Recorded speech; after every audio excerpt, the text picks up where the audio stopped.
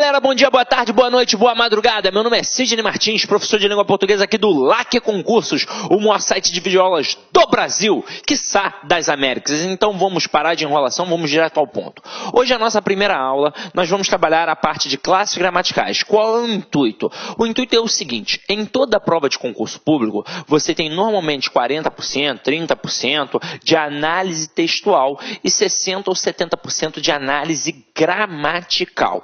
Então, você tem de estudar gramática. Detalhe, para você conseguir fazer uma análise textual, antes você tem de fazer uma análise gramatical. E quando a gente pega esse conteúdo gramático e pergunta, por exemplo, para um aluno qual é a matéria que mais cai, ele, sem sombra de dúvida, já responde: é a análise sintática. Só que o avaliador, espertamente, sabe que você aprendeu de forma equivocada na escola. Então, ele vai colocar um termo com preposição, por exemplo, e vai pedir a função sintática, porque ele sabe que você vai responder objeto indireto. Mas, na verdade, a análise nunca foi sintática, ela sempre foi morfossintática. Então, eu primeiro tenho de ver a quem aquele termo está ligado morfologicamente, a quem ele está ligado gramaticalmente, para aí sim poder classificar sintaticamente. Tanto é que um termo com preposição sempre tem, dentre as opções, objeto indireto e complemento nominal. Por quê? Porque o objeto indireto sempre tem preposição, assim como o complemento nominal também sempre tem preposição. Mas se o aluno se ligar que o objeto indireto está ligado a um verbo, e detalhe, não é qualquer verbo, é um verbo transitivo indireto, e o complemento nominal está ligado a um nome, não já facilitou a vida? Já, não já? Então é o seguinte, hoje a gente vai procurar trabalhar uma base. É claro que eu vou mencionar alguns assuntos, alguns conteúdos, que aí você vai ficar assim: caramba, Sidney, e aí? Você não vai falar sobre isso de forma mais aprofundada? Não, porque ainda não chegou o momento. Você vai aprender quando chegar o momento. E algumas coisinhas aqui que não tiverem muita importância, eu já vou fazer uma reflexão e chamar a sua atenção para isso. Afinal de contas, a gente não vai fazer um curso de letras. Não é um curso acadêmico. A gente está fazendo um curso de língua portuguesa para provas de concursos públicos. Então, a gente vai direto ao ponto, para fazer você não perder tempo. Então você vai falar assim: caraca, Sidney, mas tem 2 horas a aula. É importante, meu irmão, tem 2 horas mesmo, porque língua portuguesa, o conteúdo é vasto, é enorme, beleza? Então vamos parar de enrolação, vamos direto ao ponto. Então olha só, galera, a primeira coisa que a gente vai trabalhar aqui são as modalidades da gramática, para você entender como a gramática funciona como um todo, para você saber exatamente aquilo que você está estudando, beleza? Então vem aqui comigo, ó. Eu tenho 5 campos a serem estudados, consequentemente eu tenho 5 modalidades. E aí a gente vai pontuar aqui, isso aqui, tópico por tópico, beleza? Então vem comigo, ó. Primeira coisa, quando eu falo em som na língua portuguesa, qual é a primeira palavrinha que vem à mente de vocês? Sem sombra de dúvidas, muita gente deve ter pensado agora: música, né, Sidney? Não, quando eu falo em som, a primeira palavrinha que vem é fonema. O que é um fonema? É a representação sonora de uma letra. Então tem a letra ali, a representação gráfica.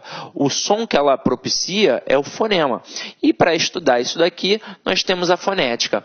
Portanto, a fonética é a modalidade da língua portuguesa responsável por estudar o campo do som. Agora, como isso cai em prova? Em 2 pegadas. Uma, basicamente, cai direto, a acentuação gráfica, que a gente estuda numa outra aula, de forma bem direcionada. Agora, ele também pode te cobrar colocando uma palavra e perguntar o número de letras e fonemas, respectivamente, que tem naquela palavra. Normalmente, ele não coloca uma palavra que tenha o mesmo número de letras e fonemas. Por exemplo, a palavra árvore, ela tem 6 letras e 6 fonemas, porque cada letra ali tem apenas o mesmo som. Então, mesmo número de letras e fonemas, respectivamente. Agora, ele gosta de colocar palavras como carro e táxi. E aí você vai perceber que o número de letras e fonemas são diferentes. É importante, primeiro de tudo, já ter atenção, contar, fazer a contabilidade de forma correta. A palavra carro, ela tem 5 letras, ó, só contar 1, 2, 3, 4, 5. Por incrível que pareça, só de fazer isso, você já elimina algumas alternativas, porque o avaliador ele testa a tua atenção, ele coloca lá 6 letras, 4 letras, só ao fazer isso você já eliminou. Agora, Número de fonemas. Vamos ver. Eu falo carorô? Não, eu falo carro. Então, esses dois R's aqui possuem o som de um R forte.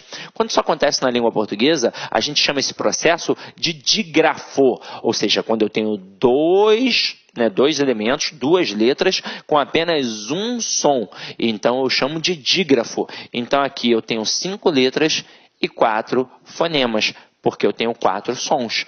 Agora, a palavra táxi. Eu tenho 4 letras, é só contar. Mas será que eu tenho 4 fonemas? Não, eu não falo táxi, eu falo táxi. Então, o X aqui tem som de KS. Ou seja, uma letra tem 2 sons. Quando uma letra tem 2 sons, eu chamo de dífono. Olha que parada interessante. O dígrafo, 2 letras, 1 som. O dífono, uma letra, 2 sons. Então, aqui, ó, eu tenho 5 fonemas. Agora, sejamos sinceros, isso é super tranquilo, não é? É só prestar atenção. Agora, para poder dificultar um pouco mais no assunto da fonética, o camarada vai cobrar acentuação gráfica. Mas aí a gente trabalha isso numa aula específica, de forma bem tranquila, direcionando para você não dar mole, beleza? Agora, vamos continuar a nossa pegada aqui. Agora a gente vai para um cara sinistro, ó. A gente vai para forma. Se ao falar em som eu pensei em fonema, ao falar de forma eu penso em morfema. E aí lembra que eu falei que a análise textual começa na análise gramatical? Tudo começa nesse camarada aqui. O morfema é a menor unidade significativa de uma palavra. Então, antes da palavra, existem o morfema. Ou seja, a palavra pode ser dividida em partes menores. E por que eu consigo? Porque cada pedacinho ali é um morfema. Porque cada pedacinho ali atribui uma significação. E ao pensar em morfema, eu penso em morfologia. Aqui está uma matéria importante, né? Uma modalidade.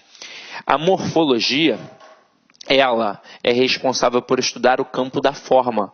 E eu falo aqui agora, então, estrutura e formação das palavras e propriamente nas classes gramaticais. Se a matéria que mais cai na prova é análise sintática, eu preciso ver a quem o camarada está ligado gramaticalmente para aí sim poder classificar. Eu ouso dizer que se você não sabe morfologia, se você não sabe identificar uma classe gramatical, você não sabe nada em língua portuguesa. Agora, a nossa aula de hoje, ela é bem magética.